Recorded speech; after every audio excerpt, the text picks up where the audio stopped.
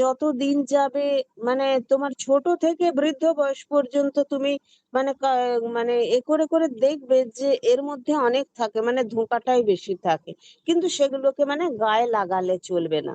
আমাদের এরকম চলার পথে যেমন পায়ে অনেক সময় কাঁটা ফুকে যায়, তো তাতে কি হয়েছে? কাঁটাটা তুলে ফেলে দিতে হয়। ওই জায়গাটা একটু বোরোলিন দিয়ে দিতে হয়। নয়তো একটু লাল ওষুধ দিয়ে দিতে হয়।